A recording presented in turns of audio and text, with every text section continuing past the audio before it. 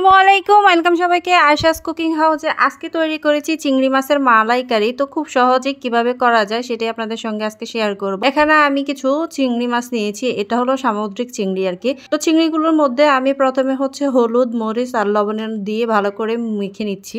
এই তো লবণ, হলুদ, মরিচ গুঁড়ো দিয়ে ভালোভাবে আমি চিংড়ি মাছটা ম্যারিনেট করে এক সাইডে রেখে দিব। আর এখান দিয়ে আমি নারকেলের দুধ করে নিব, যেহেতু চিংড়ি মাছের মালাইকারি করার জন্য নারকেলের দুধ প্রয়োজন। তো আমি কিভাবে নারকেলের দুধটা করি সেটাই আপনাদের সঙ্গে শেয়ার করছি। আমি 1 কাপ পানি নিয়েছি, সেখান থেকে অর্ধেকটা দিয়ে এখন নারকেলটা চিপে যে রসটা বের হবে এটা ছেঁকে নিব। এখানে চাইলে আপনারা হালকা কুসুম গরম পানি করে দিতে পারেন, এতে করে কিন্তু দুধটা ভালো উঠে, কিংবা ব্লেন্ডারও ব্লেন্ড করে রসটা বের করে নিতে পারেন। আমি কিন্তু শর্টকাট পদ্ধতিটাই ব্যবহার করেছি। তো একবার যখন রসটা বের হয়ে গেছে আমি নিয়ে নিয়েছি এই যে নারকেলের দুধ হয়েছে এতটুকু। এরপর রেখে যে নারকেলগুলো রেখে দিয়েছিলাম এক সাইডে, ওগুলো এখন আবার নিয়ে নিব। নিয়ে আর বাকি যে পানিটা ছিল ওইটা দিয়ে এখন ভালো করে আবারও চিপে রসটা বের করে নিব। তো 3 বার নিলেও ভালো হয়, আমি আর নিলাম না, এটাতেই মিষ্টি মিষ্টি একটা হবে। আর যদি নেই তাহলে কিন্তু আবার অতটা বেশি ভালো লাগবে না, পানি পানি লাগবে। আর আমার যেহেতু চিংড়ি মাছের পরিমাপটা কম, এতটুকু দুধ হলেই চলবে। তো আমি নারকেলের দুধটা নিয়ে এক সাইডে রেখে দিয়েছি। আর এদিক দিয়ে গিয়ে প্যানের মধ্যে তেল দিয়ে আমি এখন চিংড়ি মাছগুলো একে একে দিয়ে হালকা করে ভেজে নিব। অত বেশি ভাজবো না, যেহেতু একটু ঝোলঝোল করব আর কি। এটা কিন্তু একদম অনেকটা রোস্টের মতো আর কি। তো যাই হোক গিয়ে আমি চিংড়ি মাছগুলো উল্টে পাল্টে হালকা করে ভেজে এখন তুলে নিব।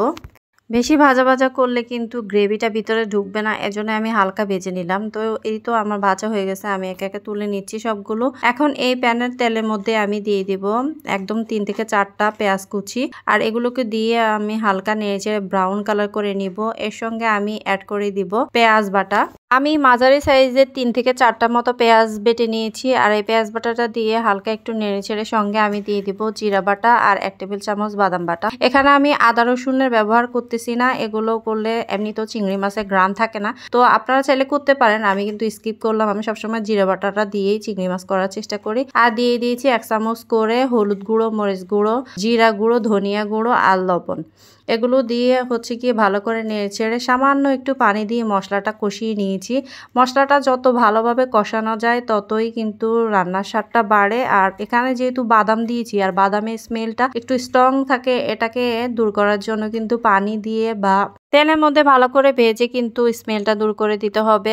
তো মশলা কষানো শেষ, আমি চিংড়ি মাছটা দিয়ে নেড়েচেড়ে কতক্ষণ ভেজে নিয়েছি। তারপর আমি নারকেলের দুধটাও দিয়ে দিলাম।